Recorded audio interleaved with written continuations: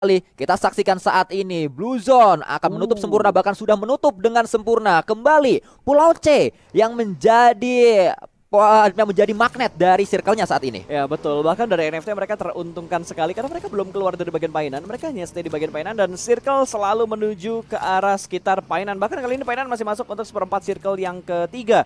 Boom harus keluar dari area kompon mereka. Mungkin jarak terdekat mereka bakal bertemu dengan tim Ion atau bisa bertemu dengan tim RRQ juga. Tapi di arah lain Victim yang sudah mulai membangun rotasi mereka. Bahkan satu anggota mereka terpick off karena tembakan dari Gede yang begitu menyakitkan. Dan semakin dekat menuju ke arah seorang Joe Brenki dan Kean low HP.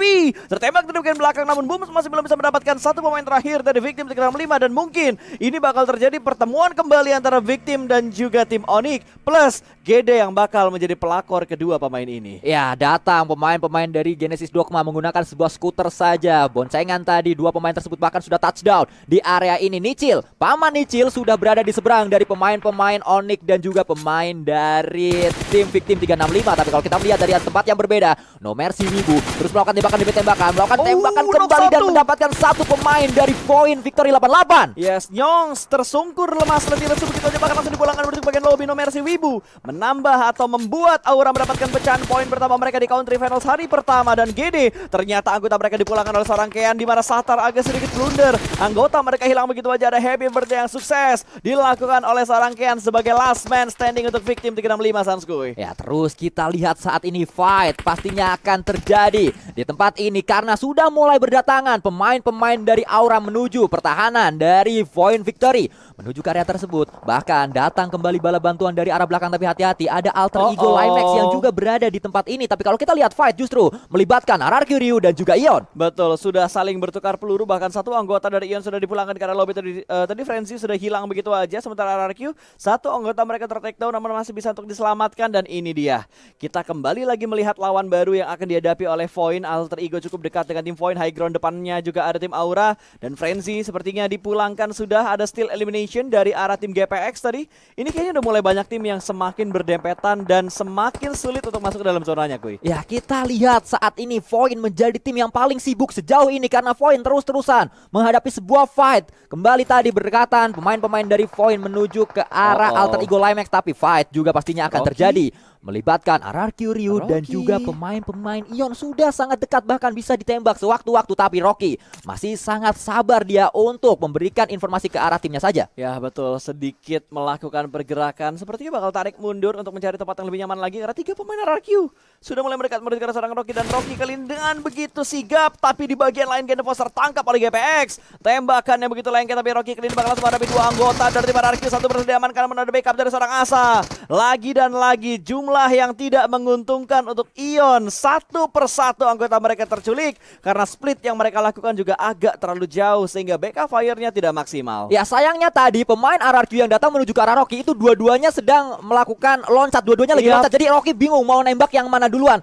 Kalau yang loncat cuma satu, pastinya yang sedang loncat itu yang akan ditembak oleh seorang Rocky. Karena tadi kalau kita lihat dari arah hipfire-nya Rocky itu melakukan split, gak langsung ke satu orang terus-terusan. Betul, dia ada geser, sedikit langsung buang angle ya dari arah kanan ke arah kiri, dapetin Peko tapi masih ada Asa. Kalaupun Asa tadi ter-takedown ya, itu masih ada backup dari anggota RRQ yang lainnya karena mereka sigap banget untuk memberikan backup fire-nya ketika satu anggota mereka terculik. Dan ini dia Ion yang benar-benar bonyok untuk di momentum kali ini. Mereka kehilangan tiga anggota mereka, tinggal Miseria menjadi pemain terakhir atau pilar terakhir dari Ion saat ini. Dan tertangkap juga oleh seorang Microboy. Hilang sudah Ion di game yang pertama, mereka pulang karena lobby 14 tim.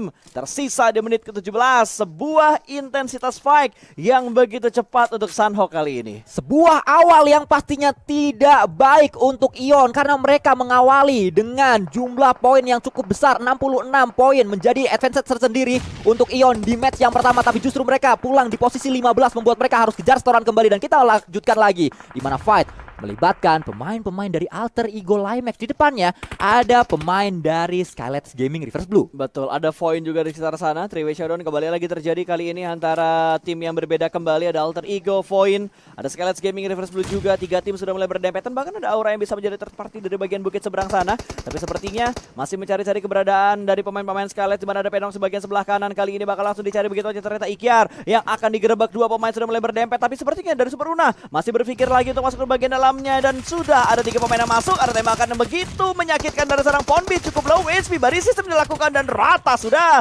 Satu anggota diamankan dan hanya menyisakan Pedongs, pemain terakhir dari Skelet Gaming Reverse Blue saat ini yang sudah mulai dipres oleh seorang Potato. Ya, bahkan sudah ketahuan di mana posisi dari Pedongs nampaknya. Wah, Bahkan ternyata Pedongs lah yang mendapatkan Potato. Akan mendapatkan sebuah confirm elimination atau mengupayakan confirm elimination. granat? Tapi tiba-tiba granat datang. Pedong dengan sangat cepat dia merespon apa yang terjadi di tempat tersebut. Ponbit datang melakukan sebuah revive. Tapi ada pemain yang lain. Super Una membackup dari arah yang cukup jauh. Nice position untuk Super Una untuk menyelamatkan posisi dari Alter Ego untuk sementara ini. Dan kali ini dari arah Alter Ego mereka masih bertaruh untuk 4 anggota mereka. Belum dipulangkan karena lobby juga mereka sudah mendapatkan 2 tambahan elimination. Dan Ken sudah bertahan dengan cukup lama, tapi tidak untuk kali ini karena Boom mendekat dari bagian high ground, mendapatkan sisi tipis untuk menuju ke arah dalam sebuah rumah dan memulangkan anggota dari victim karena lobby. Jobrenki yang saat ini sedang deg-degan banget kuy, karena dia harus bergerak masuk ke dalam zona, dijagain juga oleh seorang Ken. Smoke setup sudah mulai di pop out juga, bahkan dari GD mereka juga bakal pusing gimana cara mereka masuk ke dalam zona karena jalan terenak untuk mereka masuk sudah dijaga oleh Boom Esports. Ya, tapi kalau kita lihat apa yang dilakukan oleh Jobrenki sangat-sangat baik setidaknya. Happy birthday lagi sih. Tim pertama yang bonyok dari tadi adalah Onyx, tapi mereka terus bertahan sampai hashtag ke-12 kali ini. Bahkan belum ketahuan juga ada Jobrenki di dalam situ. Ya, dan Ken gua kira dia bakal ke pick off sih. Kalau posisi dia benar-benar kayak gini banget, tapi Jobrenki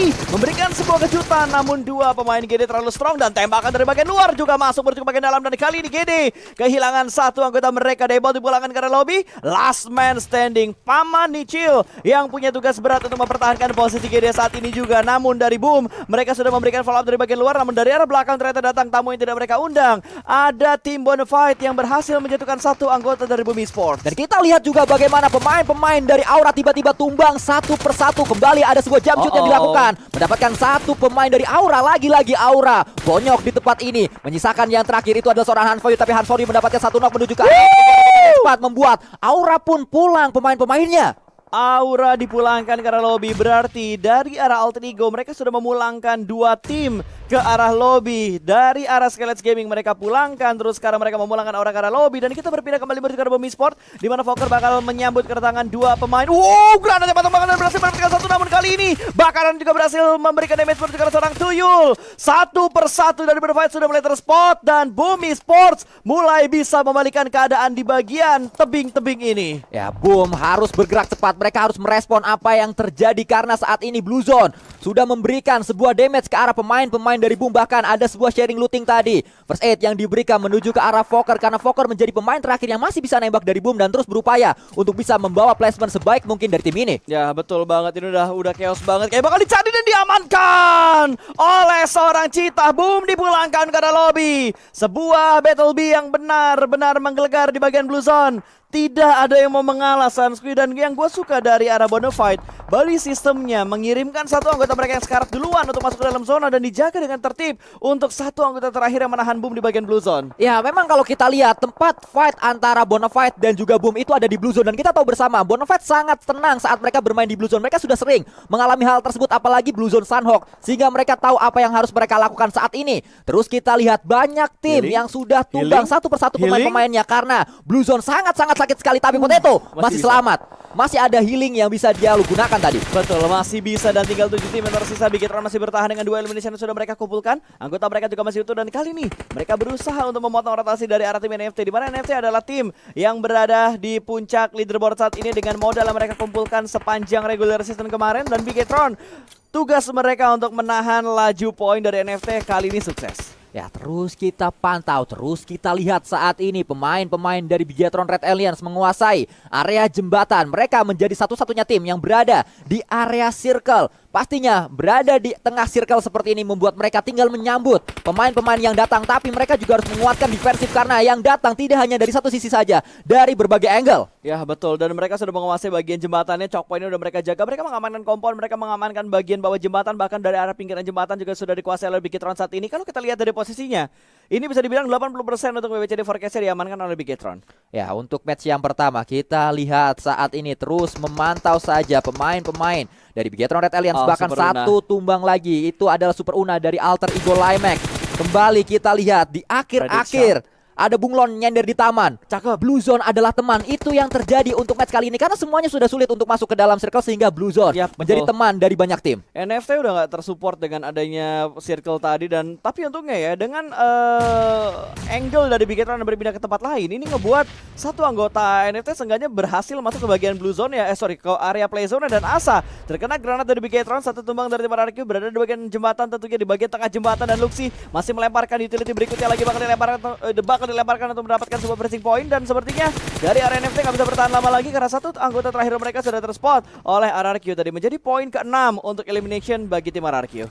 Revive sedang diupayakan oleh seorang Furthermore, tapi kalau kita lihat obstacle-nya kecil sekali. Hanya ada sebuah kotak yang menutupi pemain-pemain Bigetron untuk bisa melakukan tembakan menuju ke arah RRQ, tapi granat dengan mudah bisa mendapatkan RRQ Ryu. Tapi kalau kita berpindah menuju tempat yang lainnya lagi, Alter Ego Limac terspot satu pemainnya, Liquid membuat Alter Ego pulang menuju ke arah lobby. Ya betul, berada di SC keempat, 3 tim tersisa kali ini 4 lawan 2 tentunya antara Bigetron versus tim RRQ. 2 pemain RRQ sudah mulai terspot. Luxi ada di bagian kanan, Mindik belum kelihatan, masih cukup bersabar dan terspot. Zuxi terspot dan di knockdown begitu aja kali ini dari RRQ. Mereka bergerak perlahan-lahan untuk mendekat menuju ke arah pertahanan dari Bigetron. Satu sudah berhasil mereka amankan, ini bakal menjadi battle terakhir untuk RRQ dan juga Bigetron karena mereka adalah 2 tim yang sudah masuk ke bagian zona. Sementara dari Fight, mereka masih belum join the fight dan granat yang lagi-lagi on point dari Bigetron. Satu anggota dari RRQ pun tumbang dan sudah mulai ada pergerakan push yang dibangun oleh Bigetron. Yuhai ada di barisan paling depan, bahkan kali ini Voldemort memaksakan dirinya untuk berenang ke arah bawah. Ini tinggal perjuangan terakhir seorang Voldemort yang sudah sangat menyulitkan karena di bagian bawah juga dijaga oleh Liquid. Bigetron, the one and only team yang ada di bagian dalam dari circle ke-8. Ya, ini dia yang terjadi, bukan maksud mendahului Tuhan, tapi harusnya Bigetron Red Alliance lah yang mendapatkan winner chicken dinner, dan kita melihat ini dia winner chicken dinner pertama di country final didapatkan oleh Bigetron Red Alliance. Gila men, mereka benar-benar menunjukkan bahwa mereka siap untuk di babak country finals. Gameplay yang mereka lakukan juga berbeda banget dengan apa yang mereka jalankan di regular season kemarin. Apakah ini masih menjadi era untuk Bigetron Red Alliance atau ini hanya start yang bagus habis itu melempem, ngegas di awal, kehabisan bensin di akhir? Ya, pastinya kita akan melihat apa yang terjadi itu di match-match selanjutnya. Kita harapkan yang terbaik untuk semua tim yang